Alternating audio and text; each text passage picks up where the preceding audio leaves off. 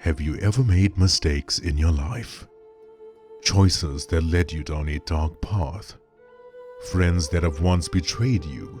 Family that has abandoned you?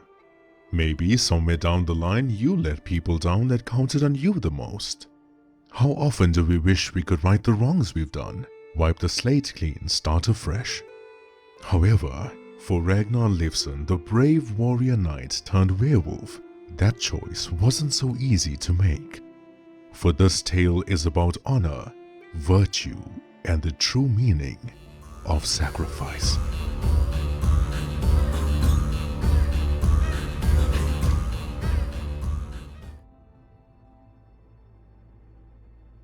Ragnar Liefsson, the white wolf, walked alongside a carriage being pulled by two horses, though he wasn't alone. Next to him was the apprentice of the grim Reaper, a mysterious man, or at least a being that resembled one, known as Taker, holding the reins. Behind them, in the wooden compartment being carried, was none other than Myra, the Witch of Redwater, getting some well-needed shut-eye. 1 hour left for nightfall as they rode through a forest that was more beautiful than the eye could see. The way the sun kissed the canopy of the trees, the way the gentle warm summer breeze whistled through as they traveled, had brought Ragnar to a place of nostalgia. He turned towards that apprentice and asked, "Why are we here again? The Reaper was very secretive in sharing information. That little shit is hiding something, isn't he?" Taker, with his dark brown hooded cloak and a shadowy face, replied, "Death believes this timeline holds an artifact that was missed before. Something that could destroy Monolith, the dragon from hell." For a while, the white wolf never said anything. Then he looked at Taker with scrutiny and asked, "What are you exactly? You're not human. My fur wouldn't stand on end if you were. You're a spook? A mage? What's your deal?" The werewolf would be correct in his assumption. Taker wasn't human. In fact, he was neither living nor dead. His full name was Takaroth, but Death calls him Taker for short. He is the warden of Purgatory. His sole responsibility is monitoring rifts in timelines. Consider alternate realities tied to his hands like rope. When one of them snaps, he loses balance. Then Taker brings the problem to the Reaper and he fixes it. However, that doesn't explain the power emanating from this mysterious being. Why would the Warden of Purgatory need such power if he was just an observer? Guarding timelines is dangerous work. Demons and angels would have a field day with it. So Death has transferred 30% of his power onto Taker. If any demon, angel, or monster from Purgatory wishes to defy him, Taker could stand up for himself without needing Death. However, higher angels and demons, the more powerful kind, still do pose a great threat. "What do you mean 30% of his power?" Ragnar asked. "Surely you're not telling me that when he fought Famine one-on-one, that was him being weak?" "That whom you fought was merely half of his initial power. He is the strongest being in both heaven, hell, and purgatory combined. We should be thankful he's on our side. I used to be the demon's torture toy before I became a warden. Death saved me. He swatted them like flies, and these were demons that would rival the strength of Belru. The other 20% of his power goes for keeping a gate open in heaven. This allows him to visit his mother Seraphine whenever he wants." Since the world is protected by natural law, Death doesn't feel the need to be at his full power. Natural law states that demons will lose their strength with each passing minute spent on Earth. That is the reason their armies are forged in hell, waiting for the right time to attack. However, Monrog is the exception. He can live on Earth since he isn't a demon. Yes, he is a hound from hell, but natural law doesn't apply to him since he broke free from the higher demon's command. Don't be fooled by the Reaper's jokes, sarcastic remarks, or annoyance at times. He could wipe out everything and everyone if he wanted to. "So you see, White Wolf, he sees the bigger picture. Just like him asking you to join me on this mission was for a reason. Soon, you're about to see why." When the horses came to a halt, Ragnar thumped against the wooden carriage with much force. "Wake up, witch, we have arrived," he said. Myra stretched her arms and rubbed her eyes, then scoffed at the white wolf. "You don't have to be so rude," she told him. Myra, Taker, and the white wolf had arrived in a woodland region surrounded by villages and small towns. It looked magical and fantastical, like they traveled to a medieval time. They saw blacksmiths, armorers, and merchants at work while folk were busy with their everyday lives. Myra and Taker would search for the artifact. The Grim Reaper told his apprentice that great magic was needed for that battle, hence the white wolf wouldn't serve them well. Rather, he had to make his way to a village that had the greatest warrior knights that ever lived. They were being led by an evil demon king searching for the same artifact. However, the villagers nor the warriors knew the king was a demon in disguise. He was gathering an undead army and using the fallen knights to do so. Ragnar would have to prevent them from getting the artifact. When the night ends, all three of them needed to meet in the forest to return home. There was only one minor thing Ragnar needed to abide by. Under no circumstance was he to reveal who he was. He shall not change the course of events meant to follow. Besides for the artifact, no other change can be made. If so, the consequences would be catastrophic. Ragnar shrugged and agreed because he never cared about any of that stuff, nor did he see the reason for his identity being an issue in this timeline.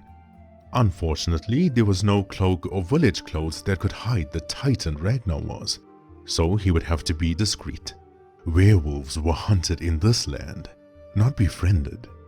Myra and Taker ventured in the opposite direction, making their way towards the swamp. There lived a tree spirit that they had to fight. So they bid farewell to the white wolf and parted ways. The white wolf entered the village and heard folk melodies coming from a tavern near him. People were indoors, which worked in his favor. Warriors celebrating their victory, clashing their mugs with ale inside. Ragnar could tell from the smell. Tables were being thumped by fists and songs being sang by deep, strong voices. However, to the house on the right, he caught a glimpse of red, curly hair. Maybe his eyes were deceiving him in that moment, but he thought he saw... No, his eyes were true. Ragnar Liefsson brushing her hair in front of a mirror. The white wolf snuck by the window, reluctant to take a longer glance at her. She was just as beautiful as the last day that he saw her. Her smooth skin, her innocent, kind and loving eyes, and the scent of her perfume that could be known even from a closed window. Ragnar the white wolf glanced around the house through the window, trying to look for his son Maximus. However, when Luna turned around to set the bed, he saw her pregnant belly. He saw the glow on her face and that warm smile that won his heart more than 100 years ago. Before bewilderment could settle in, Ragnar felt a large fist grabbing a chunk of his white fur behind his neck. Then he was tossed back like he weighed less than nothing. He weighed 400 pounds. Not many people could throw him like that. However, when he saw the one who did the throwing, then it all made sense. There was a warrior knight standing in front of the white wolf, giant-like. His armor not shiny, rather damaged and bruised, showcasing the many battles that he had been in. When the knight removed his helm, the werewolf now understood why he couldn't reveal his identity. Then the warrior knight says, "No sane human or monster would dare to look at me, let alone a pregnant woman brushing her hair in the privacy of her home. Tell me, werewolf, how would you like to die? Shall my blade taste your blood, or shall I use my bare hands?" The white wolf knew this wasn't just talk. This knight would actually do it. Because in front of the werewolf was not just any ordinary giant warrior knight. This was Ragnar Liefsson, when he was much younger. The white wolf wanted to keep the fight near the village alley, but he was conflicted. Luna would be alarmed by the noise of battle, and the knights in the tavern would hear the commotion. Not that he was worried about the knights posing a threat, he just never felt the need to harm innocent warriors doing their job. Maybe he could try something he's never done before, talk things out. I wasn't stalking the woman inside the house. The warrior knight's body jolted ever so slightly. A talking werewolf! How bizarre, he thought. He never knew they existed. But then he observed the werewolf in front. He stood tall and strong, warrior-like, not hunched like a monster. But still, he tightens the grip on his sword and charges forward. Ragnar the warrior knight moved like water, and that was his most impressive skill. Such a large man, so much of muscle mass, yet his movements were so fluid that one would think he's possessed. Swift strikes, sword spins, whirlwind maneuvers, the white wolf dodged the attacks, though barely. Each time he saw chunks of his white fur flying away into the night. But if there was one thing separating both Ragnars, was experience. The white wolf dodged, leaped and rolled towards a wooden rack of weapons in the village. He grabbed the nearest sword he could find and got up to his feet. He spun the weapon around his body, then brought it in front with a tight grip. Now the warrior knight was more baffled than ever. Why was the giant werewolf so good with a sword? Why was he able to move swiftly like the warrior knight, like the werewolf had been using a sword his entire life? By then the knights from the tavern walked out, but just as they were unsheathing their weapons to strike the werewolf, Ragnar the knight held his sword out and pointed it towards them. The knights stopped dead in their tracks, witnessing something extraordinary. It seemed like the battle had a mirror image of two warriors fighting each other. Same techniques, the same fluidity, the same ability to read an opponent's movements just before they made them. Folk thought only Ragnar was able to do that, but this werewolf was proving them wrong. However, the white wolf knew if it went on any longer, one of them would surely die. Throughout the battle, he kept thinking about how he could stop the fight without revealing who he was. Then he found it. Mid-strike of the warrior knight, the white wolf pointed his sword at him and said, "Maximus would be proud of a father that fights so valiantly for his people." The warrior knight stopped dead in his tracks. He never revealed to the werewolf that Luna was his wife. Besides him and Luna, thanks to the methods of the gods, no one else knew the child to be born was a boy, let alone his name being kept Maximus. "Who are you?" the warrior knight asks, but his demeanor wasn't aggressive. Berthold the dwarven warrior and Eleanor the elf lord showed up to the village panting when they readied their weapons to strike the werewolf. The white wolf thought to himself, these two really do show up whenever he's in danger. Then he replied to the warrior knight's question, "I am not your enemy, nor am I the foe of Eleanor and Berthold standing behind you." Everyone in the village gasped with astonishment. Who the hell was this werewolf that knew folk by their names? That knew how to fight like the warrior knights, and more importantly, that had the ability to talk? "I am not from this world and I must return home by the morning. I am here to tell you the king that you all serve is a demon. He is purposefully leading you knights into battles that would surely kill you, just so he could resurrect you to fight for his demon army." Before the warrior knight could reply, Eleanor confirmed it true. They were rushing to the village to convey the same message. Their king was indeed a demon, and his true nature was spotted this night, leading an undead army of warrior knights. The white wolf's eyes widened. How didn't he piece this together before? The demon didn't want the artifact. He wanted Ragnar for his army in hell. "We have to hurry," the dwarven war chief replied. "They are making their way to this village with at least 2,000. The white wolf felt an uneasy feeling in his chest. He knew how skilled warrior knights were, but from what his eyes saw, 100 knights with a few youth here and there that could pick up a sword were not enough against 2,000 undead knights. Ragnar the warrior knight spoke to everyone, his voice loud and assertive. "Gather all the women and children and make haste to the mountainous village." Ragnar walked away when the white wolf asked, "Where are you going? Sharpen your sword, tighten your armor, we prepare for battle." Ragnar turned around. "I am going to help the folk in this village pack and leave safely. My wife is with child and she needs me now more than ever. Would you not do the same, warrior? If you had a wife and son." The white wolf never replied. The question was rhetorical, but it cut deep, deeper than any blade ever could. He remembered the Battle of the Harrow. However, there was no time to wallow in self-pity. He felt the ground vibrating, heavy, thunderous footsteps marching towards them. The undead knights were within visibility now. The werewolf saw the horses carrying a demon king on the cart behind the knights. Not surprising, he thought. Kings never did fight their own battles. There was a boy in the village old enough for his voice to begin cracking but young enough to have seen too few winters. His hands were sweaty and kept dropping the sword that he tried to hold. He picked his head up to see the giant werewolf standing in front of him. His breathing was heavy, irregular, almost painful sounding when he asked, Are you also afraid? Silly question, the boy thought. Look at the sheer size of this monster. Why would he be afraid? I am always afraid, but that is why I fight. He picked up the sword and gently placed it into the boy's hand. Tell me, boy, do you have family? Yes, me mum. I help around with the chores and try to find work in the village to support us. Me mum works hard too. Sure, we struggle, but she provides for me. Then she is who you fight for. Do not hide from fear, my boy. Embrace it. Let it consume you. Let your bones tremble so much they feel like they're going to shatter. Let your heartbeat skyrocket, tensing up your body, and then hold it there. Then slowly release it. Hold your head up high, young man. We warriors live a different life.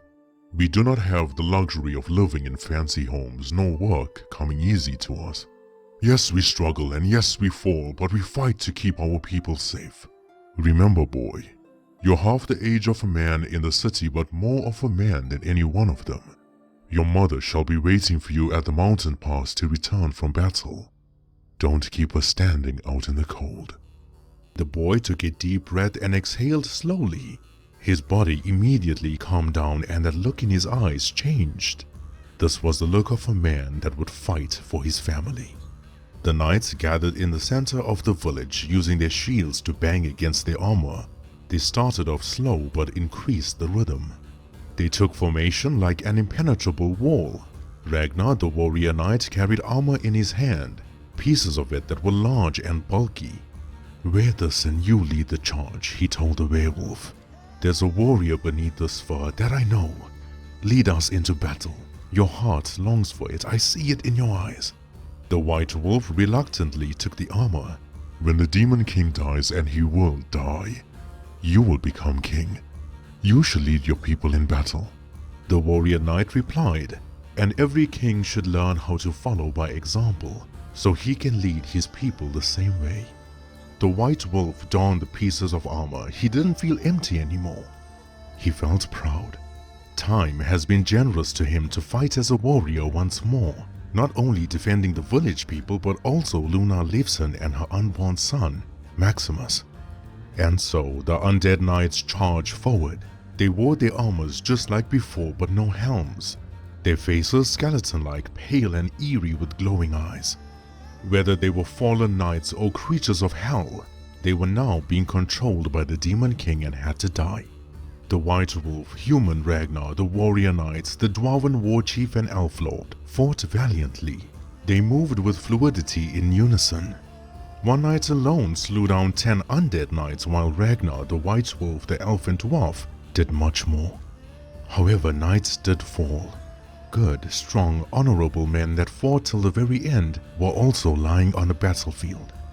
Ragnar the warrior knight charged at the Demon King, fighting with all his might. But the Demon King was strong, far stronger than any monster he had slew in his day. The demon fought back, better, stronger and more cunningly. With each strike he broke Ragnar's armor, shattering linkages. The White Wolf's red eyes widened with fear as he charged forward, running through and striking the undead knights in his path. He leaped in the air, throwing his sword directly into the Demon King's chest. The warrior knight had a moment to gather his strength and catch his breath, while the White Wolf and the Demon King engaged in a battle that was quite evenly matched. The White Wolf obtained nasty wounds, wounds that his werewolf body took long to heal. However, just as the Demon King gained momentum on the werewolf, he felt that cold steel blade slicing his neck. The warrior knight swung his sword viciously and removed the demon's head. "Thank the gods," the knights cheered, while the undead army fell to the ground like puppets having their strings cut. The white wolf looked up at the night sky and felt panic in his heart. Few more hours for sunrise. He had to hurry back to the forest or he would never return home. But did he actually want to leave? Luna was alive in this world. Maximus will be born, Berthold and Eleanor, the two greatest friends that he could ever ask for, were here. Knights were true and honorable warriors with hearts that could not be corrupted, not like the Night Watch. He looked at the forest in the distance, then back at the village. Should he leave without being thanked, without being known? Or shall he stay and start his life afresh? Though he wondered whether Taker and Myra have defeated the tree spirit and retrieved the artifact. But that apprentice had more pressing issues than dealing with the tree spirit. He wasn't sure whether the Witch of Redwater was a friend or foe. While it was summer in this land, the swamp itself was cold. The stench smelled fouler than it looked. There was stagnant dark black water with bubbles on top, like someone or something constantly lurking nearby. However, the battle itself was relatively normal. The Witch of Redwater and Death's apprentice defeated the tree spirit, not with ease, but not with difficulty either. It was a large monster-like entity that emerged from the water. The branches of the tree spirit resembled its hair and its eyes were green and glowing. The demons used the tree monster as a guardian for their evil weapons, knowing only dark magic used by the crones could rival it. Taker understood why the groom never wanted Ragnar near this thing. Indeed, the battle went smoothly, since Taker and Myra used their magical abilities to defeat the entity. Physical blows never damaged the tree spirit's bark, not even in the slightest. The Grim Reaper's scythe wouldn't even do damage on it. However, it wasn't solely the battle being so quick that confused Taker, rather the events that followed after. When the tree spirit was defeated, Myra extracted the crystal out of the monster's chest using her dark magic. The crystal was quite ordinary really. Sharp edges irregular, something that could easily be mistaken for crystallized material found in a mine. This crystal, however, could alter its shape depending on the one holding it. The artifact carried dark magic, magic that was used to create it in the fires of hell. The crystal could also form into a weapon depending on the one wielding it as well as their intent. Though when Myra held the crystal, doubt crept in whether the Witch of Redwater was really someone they could trust. Her eyes turned a murky black while veins of the same darkness crawled up her face. She looked pale and withered with an evil smile. Her jaw stretched so wide in that moment, Taker thought her face was disfigured. For a split second, Taker saw an evil crone holding the crystal, not Myra, the beautiful Witch of Redwater that has helped so many people. She began breathing heavily and salivating, like a monster looking at its next meal. "Give me the crystal," Taker told Myra while extending out his hand. Though she never heard him. She stared at the artifact like it was something she always wanted. Her voice changed, more gruff, ominous, and frightening. Such a waste of power trapped in a tiny little thing. So much of evil and darkness. I can keep it safe, you know. I won't ever let it out of my sight. Yes, I shall keep it safe. Taker's eyes then glowed red. The aura from this physical body that he wore emanated power that boiled the water in the swamp. His voice changed to a deep, menacing, assertive tone. "Hand me the crystal, witch, or you will die." Myra jolted out of whatever had consumed her. Her eyes turned back to normal. Her evil smile disappeared and the dark veins on her face had crawled back inside her skin. She looks at the crystal in her hand and says, "Hey, we did it. We actually got the artifact," with her pleasant, friendly smile. "Here, take it," she said. "We need to hurry back to the forest. Maybe Ragnar needs our help." Takaroth was wary and confused. He grabbed the crystal from her and asked, "Myra, do you know what just happened?"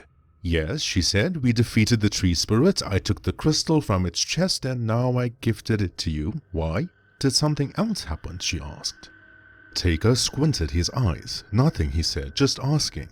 They left the swamp heading towards the forest they came from, but Taker kept a good distance behind Myra. The crystal was kept inside a pocket of his dark brown hooded cloak. How strange, he thought. The witch had no memory of what just happened. Maybe that is the reason why the Reaper sent her on this quest.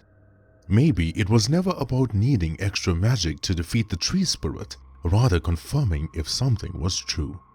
Nevertheless, Taker knew that one thing was indeed certain. As long as the crone's blood flows through Myra's veins, the Witch of Redwater cannot be trusted. The white wolf, battered and bruised, strolled through the forest heading towards the location Taker told him to wait at. However, neither him nor the Witch of Redwater was in the forest yet. Instead, sitting on a cozy chair sipping his tea was the Grim Reaper. Ragnar paused for a moment, then walked past Death. I'm in no mood to get a lecture from you, Reaper. Nor am I in the mood of giving one. You have that look on your face. Just say whatever you need to say. You could live here, you know. I could snap my fingers and the existing Ragnar Liefsson, the brave warrior knight, would cease to exist in this timeline. You could replace your past self. Live with your wife and son, do things differently, have a happy life, without this werewolf curse looming over your head. You don't have to stare at the full moon and brightest star every time, punishing yourself, hoping you could see both of them again. The white wolf turned back at the Grim Reaper. He looked down at the ground, deep in thought for a moment, then replied, No. No. That version of Ragnar Liefsson has done things the right way.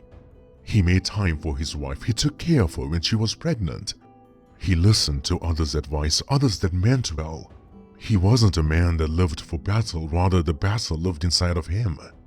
He's happy and I could never snatch that away from him. What man would that make me? What difference would it make? How selfish could one possibly be?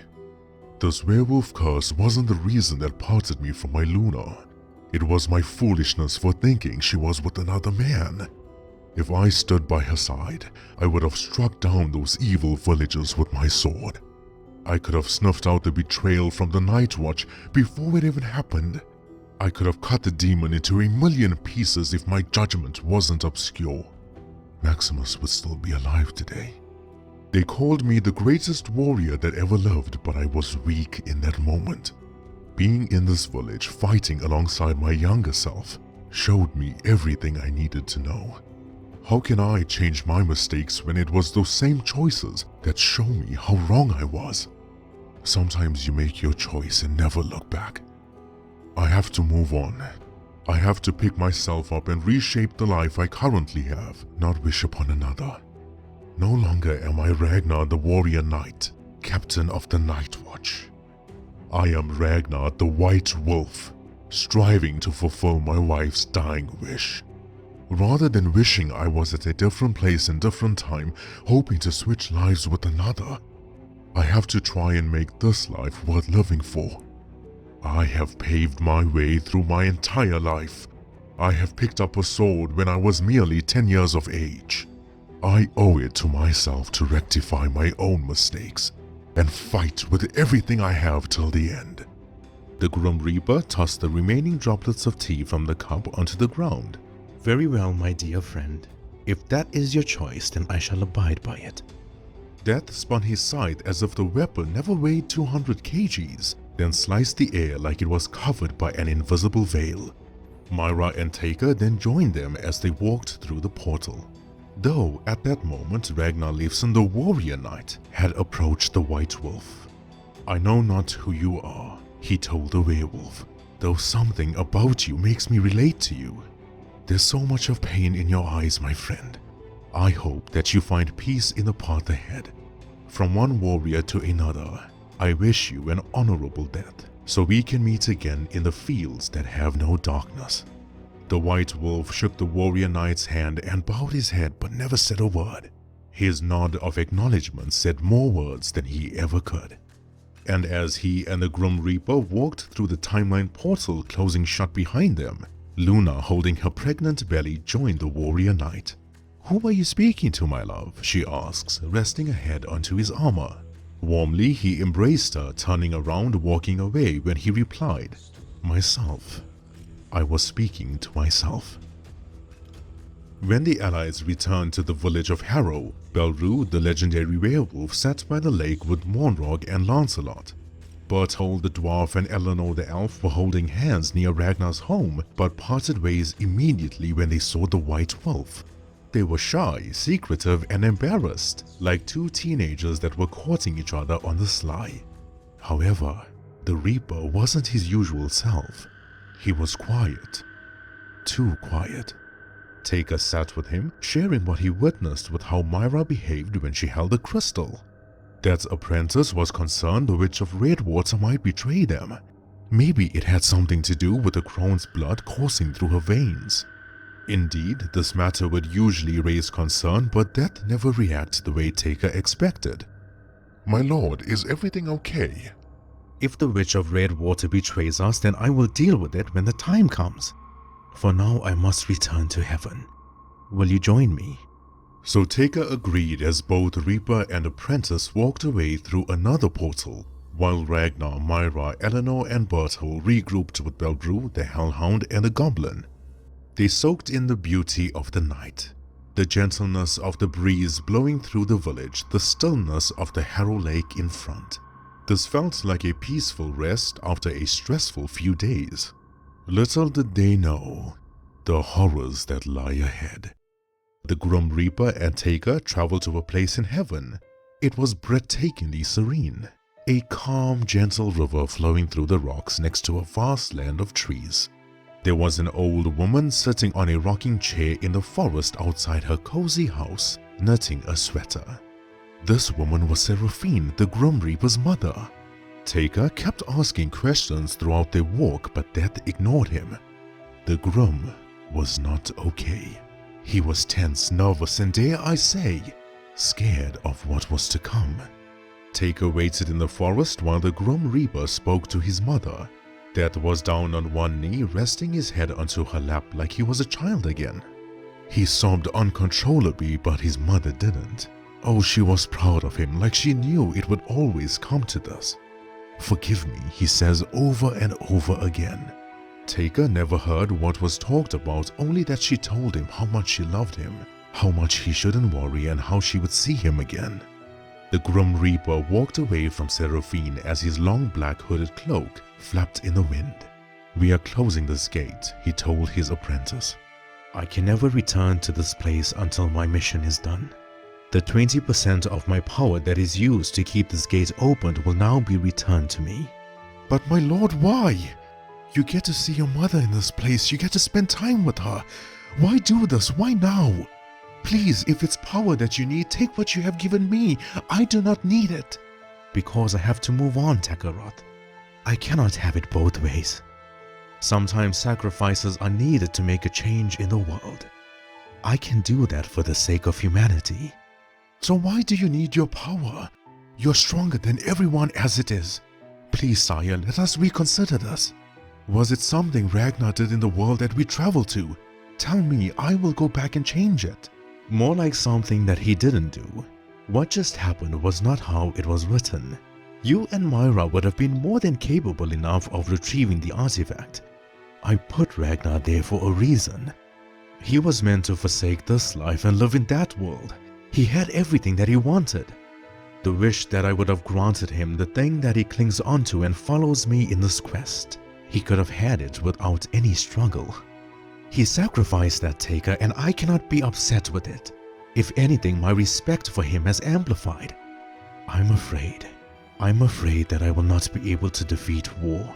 If I die before the time comes, Ragnar's wish of living as a human, fulfilling his wife's dying wish, would not be possible. This was me giving him a way out. Nevertheless, his choice has caused a ripple in our timeline. Natural law has fallen away, which means demons will no longer lose their strength on Earth, not like before at least. Ragnar and I need to complete our quest as soon as possible. Within the next week, if we can kill War and his dragon, we may still have a chance. But my lord, that means the demons will be coming to the human land. No, Takarot. It means they already here.